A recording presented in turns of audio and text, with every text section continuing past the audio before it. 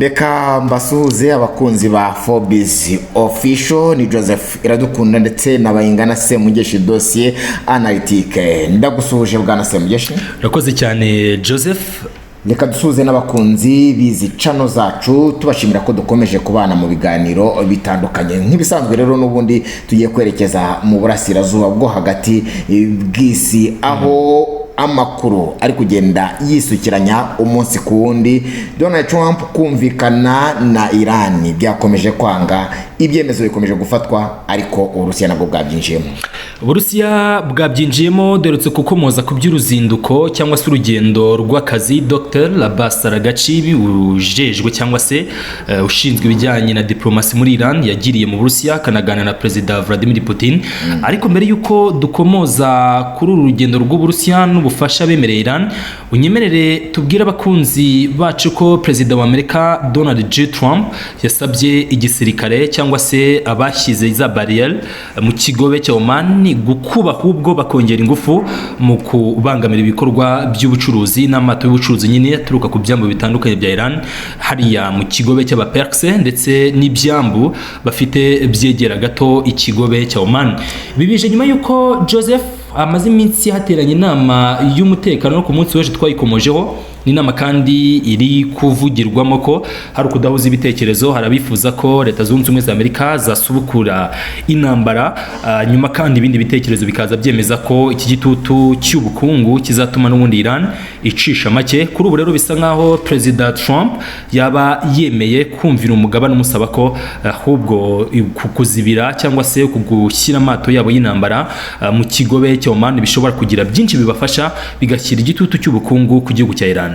Aratekereza ko gukomeza gushyira igitutu ku bukungu bwa Iran aribyo bizamufasha gukomeza gupushinga Iran kwemera ibiganiro. Twose tubivugaho mu biganiro byacu byatambutse uburyo Donald Trump yabwiye ubutegetsi bwa Iran ngo ko nibifuza ibiganiro telefone ze zifunguye bazahamagara kugira ngo bagire ibyo baganiraho. Ariko kandi birasa naho Iran yamaze kumaramaza, ahubwo isa naho ihagaze neza mu kibuga cy'urugamba, biri gutuma Donald Trump afata imyanzuro navuga ko ishingiye ku burakari, kuko kugeza izi saha bwana Semugeshi birasa naho Leta Zunze za Amerika zitarumva neza impamvu Iran itaraca bugufi. Nyamara guhera ku ntangiriro y'intambara wabonaga ko icyizere cyahabwaga isi. Donald Trump ni ukunda kuvuga abababwira ko yacishiye bugufi Iran nta kindi igomba gukora usibye kwemera ibyo Leta Zunze za Amerika ziyisaba, maze ngo bakafungura umuhoro wa Hormuz nkuko bizeye ko bo bamaze kuwufunga bihagije. Ntekereza ko ari naho yanahereye avuga ati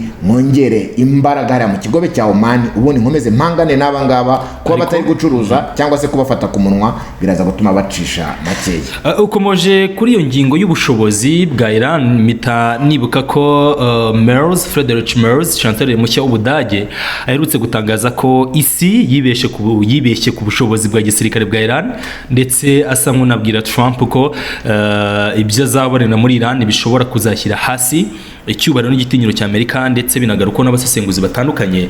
Aha rero Trump ku munsi w'ejo asa nkaho yamusubije avuga ati ikigaragara nuko abategetsi bo mu Burayi usibye kuba baratwimye amaboko ariko kandi bakomeje no kudukina ku mubyimba.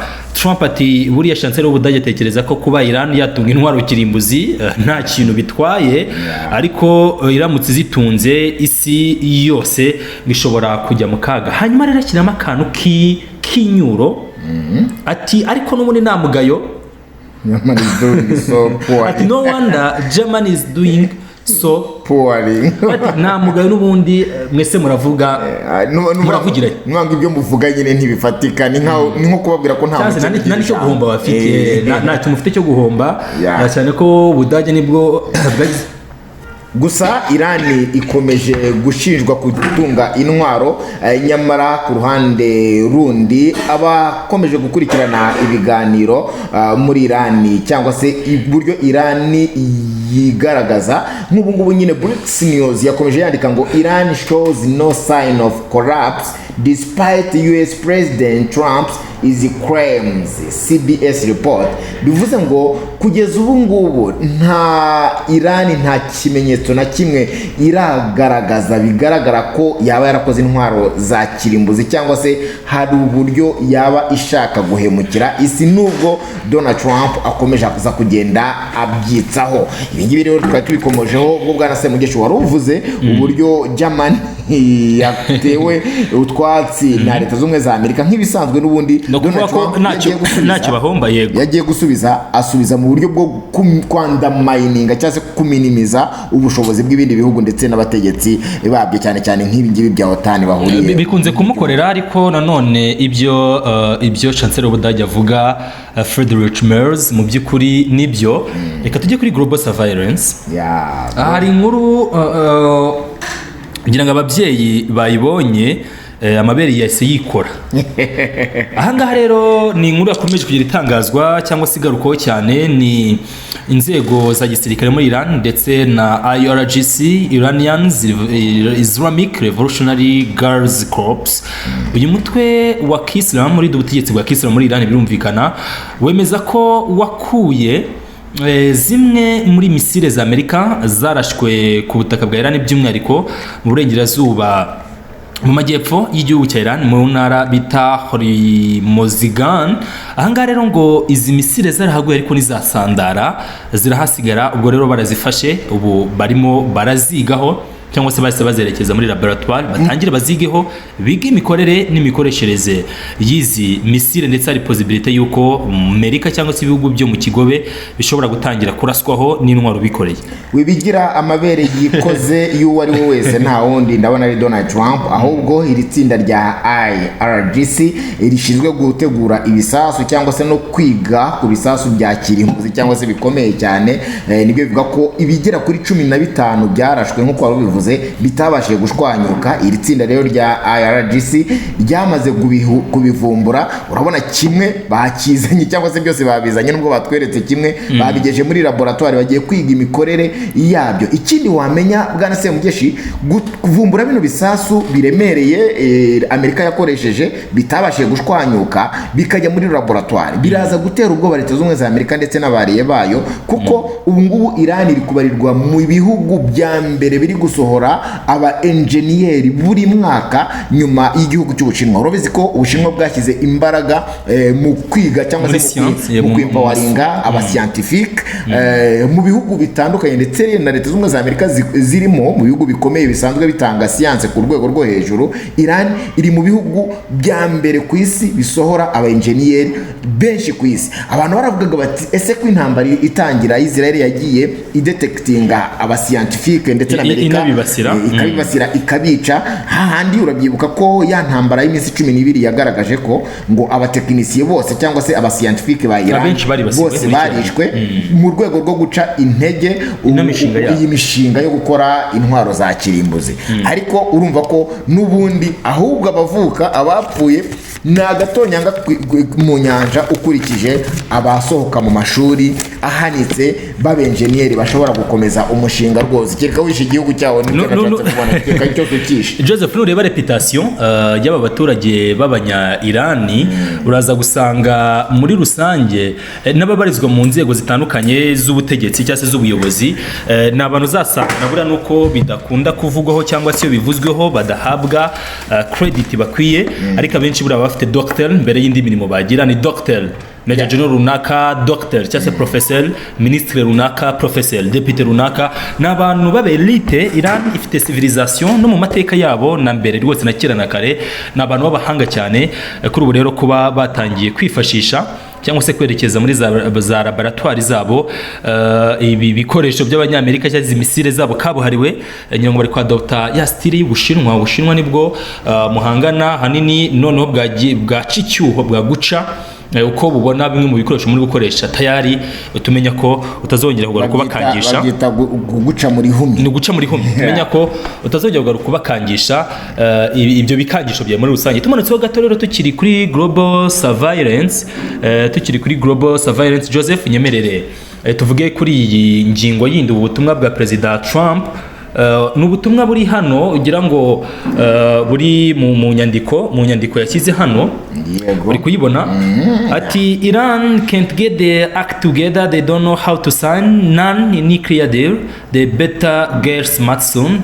President Donald J. Trump, no more Mr. Nice. Ati rwose birasa nkaho Iran ikeneye abantu bayigisha uko bakora cyangwa se uko basinya. Ati kugeza ubu biragaragara ko mu by'ukuri batazi ngo barakora iki kubijyana n'amasezerano ya kirimbuzi. Mbibutsa ko Iran hashize iminsi rwose ivuze ko ingingo yerekeranye na nuclear ari ingingo itagomba kuvugwaho cyangwa se ngo ikorweho ni Iran.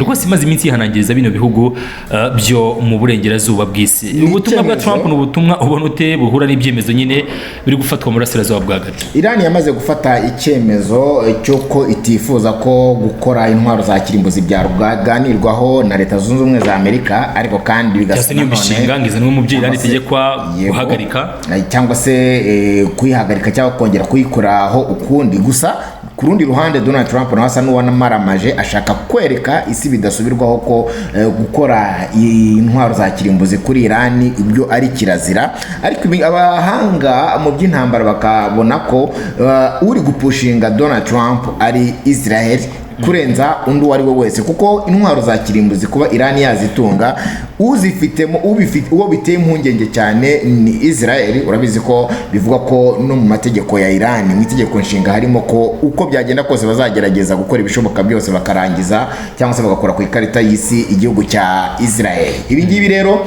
bikaba byari bimaze imyaka igera kuri 40 Iran yitegura igenda ikora akantu ku kandi kugira ngo izagere ku rwego rw'intwaro za kirimbuzi izashyire mu bikorwa umugambi wayo.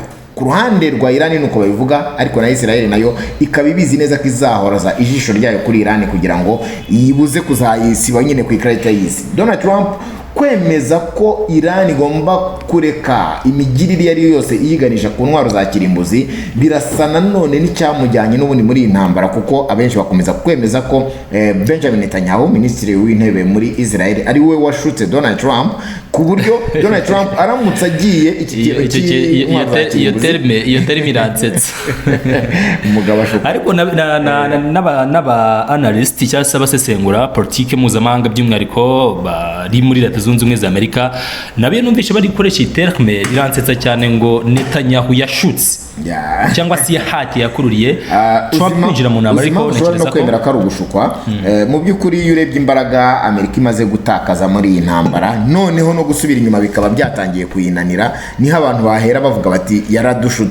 yashutse Donald Trump yinjira mu ntambara isaba imbaraga nyinshi. Wabonye ko n'abategetsi mu rwego rwo hejuru mu gisirikare muri Amerika bamwe bagiye begura, abandi bareguzwa. Bivuze ngo ni intambara babonaga neza ko izasaba imbaraga nyinshi ndetse kanatwara ubuzima bw'abanyamerika, kandi urabizi iraso ry'umunyamerika mu by'ukuri ni agaciro gakomeye, nk'uko bo babyibrandinze si uko ari abantu baruta abandi, ariko bibrandinze kugaragariza isi ko umunyamerika adakorwaho. Kuba bari babonye rero aho hantu bagomba kuhatakariza ubuzima byatumye abafata ibyemezo ku rwego rwo hejuru batangira kugenda basa n'abava inyuma ya Donald Trump, ariko kandi nawe nk'umugabo washatse guhagarara ku ijambo yigaragaza nk'udashaka ko ibyo bizahinduka uko byagenda kose atageze ku ntego.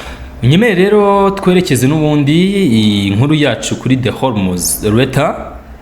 Iran nubwo Leta y'Amerika iri gushora imbaraga cyangwa se iri gukangurira Trump yakanguriye ingabo ze ziri muri uriya muhora Oman gukora ibishoboka byose ibikorwa byo kuzitira amato y'abanya Iran yaca hariya bigashyirwamo ingufu, kuko nibwo buryo bwonyine Trump yasanze kugaba ibitero muri Iran bishobora gutuma intambara yaduka nanone mu burasirazuba bwa hagati. Nyine urabonye ko n'ubundi tukiri hano kuri The Hormuz Leta, aho urabona ko inzego z'umutekano muri Iran zihanangirije abaturage batuye muri Emirati z'Abarabu, bavuga ko bafite amakuru ko Emirati y'Abarabu igiye gufatana na Amerika mu bitero bishya bashobora gusubukura. Iran itubabwira ko igiye kuzabigisha isomo batazigira na rimwe bibagirwa mu buzima bwabo bwose. Ni Emirati z'Abarabu zamaze no kuva muri OPEC, ngira ngo ku munsi w'ejo badukurikiye twabikomojeho n'abakurikira ariko dibuga Global Prime twabikomojeho ku bijyanye n'iyi migirire. Hanyuma ubu butumwa bwa Iran bunaho rero n'ikintu nashaka kuvuga hano, Pakistan yafunguye inzira zo ku butaka 6 zitandukanye zifasha kontineri zirenga 3,000 zafatiwe ku byambu bya Pakistan hari hafi y'ikigobe cya Oman, ubwo ni mu majyepfo ashyira uburengerazuba bwa Pakistan. Babuze uko bazamuka, Amerika yazitiye zira kontineri kubera ko zerekeza muri Iran. Urabizi kira blockade itangira ibyerekera muri Iran n'ibisohokayo. Hanyuma rero Pakistan yabafungura inzira 6 zikura ibicuruzwa ku byambu bizwi nka Gwanda ndetse na Karachi bikomeza bijya muri Iran. So ufatanye bikorwa mu cyo twakwita nk'icyaha, ni ufatanye bikorwa mu cyo twakwita nk'icyaha. Iyo bigeze mu bukungu bisa naho amaraso yayatewe hejuru, buri wese agasamaye. N'ubundi Donald Trump nta muntu n'umwe akunda iyo bigeze mu bya business. Niyo mpamvu abagabo nabo batangira kumureba bakavuga bati tubonye icyuho natwe duhita dutangira kwiyinjiriza. Gusa nari ntekereje ku migirire ya Emirates Zunze Ubumwe z'Abarabu. Iki gihugu nicyo cyarashwe ho misile nyinshi zivuye muri Iran kubera ubufatanye bwayo na Leta Zunze Ubumwe za Amerika. Abategetsi b'iki gihugu mu minsi yashize babwiye Amerika ko igomba gutangira gushakisha uburyo yakwishyura miliyoni 200 z'amadolari zo kwishyura ibyangije. None bavuye muri OPEC baravuga gufatanya mu bitero nanone na Leta Zunze Ubumwe za Amerika, kandi bakavuga ko bamaze kubona ko ubwirinzi bwabo buri strong kuko aribo birinzi bisasu bonyine baterwaga na Iran. Amerika ntacyo bafashe nubwo bari barahaye ubutaka bwo gushyiraho base ya gisirikare. None uko ntabwo biri buze gufatwa nko kwivuguruza no kutamenya aho uhagarara mu mukino nk'uyu nguyu wa politike, ukazamera nka cya gikona cyabuze ubukwe gitaha bikarangira kiguye mu muriro. Leta Zunze Ubumwe z'Abarabu ko nazo zicukura petroli nyinshi yenda zahangana na Iran kugira ngo bakomeze bacuruze. Gufata icyemezo, kumenya guhagarara ku ijambo n'ahantu hamwe byaba biri guterwa n'iki ko tubona ibitangazamakuru harimo na The Hormuz leta bakomeje kuyigaragaza nk'ikorana na Amerika, ubundi bakongera bakagaragaza ko shaka kwihagararaho igakora yonyine. Ubundi nicyo gisobanuro cya politike kuba ni predictable. Abana bakabona results ziri kujya hanze. Icyemezo cyo kuva muri OPEC ni icyemezo njye nashimye ku ruhande rumwe kuko kigiye gutuma ya production quota ya OPEC itabafata. Bafite ubushobozi bwo gukora utugunguru miliyoni 5 ku munsi. Muri OPEC ntago barenzaga 3. Hanyuma kandi bafite ubwo bushobozi bajya kujya bakora utugunguru miliyoni 5 ku munsi. Biraza korohereza isi mu gihe ubucuruzi nk'ubu bufashwe, ariko se ubundi bwo byakorohereza isi baraza kubinyuza he ko amazi afunze Amerika igihari, Iran itari buze kubemerera. Amerika bageze mu kigobe cya Oman abareka bagatambuka, ariko se Iran iyo baraza kwica aho bate mu muhora Hormuz n'ibindi byinshi bigiye bitandukanye. Hanyuma mu bihe nyine nk'ibi kudafata ibyemezo ni bigaragaza ubukana bw'ibiri kuba nibishimangira imbaraga nyine zibiri kuba nibiri kugenda bigaruka Joseph. Hanyuma mvuge hano ari nayo nkuri twerekeza ku musozo. Emirates z'Abarabu ndetse n'ubwami bwa Arabia Saudite nibyo bihugu navuga ko bifite ijambo muri community nini y'Abarabu ndetse n'ara mu kigobe. Ni ibihugu byagiye bigaragazwa ko bifitiye ubwoba gukomera kwa Iran, ndetse ngo yewe byariyemeje gushora miliyari nyinshi z'amadolari baziha Amerika kugira ngo ibarasire Iran bashyire hasi, ndetse banashatse kugira uruhare mu ihinduka ry'ubutegetsi muri Iran. Byose biranga. Kuri ubu rero Iran iri kubareba icishisho kibi kuko bagerageje icyo twagiranye nako mu buryo bwa politiki biranga. Hanyuma ubwo rero ahubwo bishobora no kuzana inzika z'igihe kirekire. Icyo tureba hano ni Iran yongeye kubona neza uburyo zino kontineri zabo zirenga 3,000 zigera ku butaka bwabo biciye mu nzira bemerewe na Pakistan. Turabivuga turaguprovidinga amakuru nka Forbes official na bayingana Semugeshi dossier analytique, ariko kandi ntago twirengagije ko isi ikomeje guhura n'akaga kizamuka ry'ibiciro bikomoka kuri iyi ntambara Iran Amerika soje kuri Iran. Icyo twifuza nuko byahagarara ibintu bikongera bigasubira mu murongo, ariko kandi uko byagenda kose hazaca umugabo hasibe undi. Reka dukomeze tubitega amaso, turaza kugaruka mu zindi dosiye zikurikira. Bwana Semugeshi, urakoze cyane Joseph. Abantu bakunde banakurikiye Forbes official, ni platform kugeza amakuru mu karere ndetse no hirya no hino mu isi, cyo kimwe no kuri Semugeshi bayingana dossier analytique. Imana bahino mbifurije uburame ndetse n'ubugingo.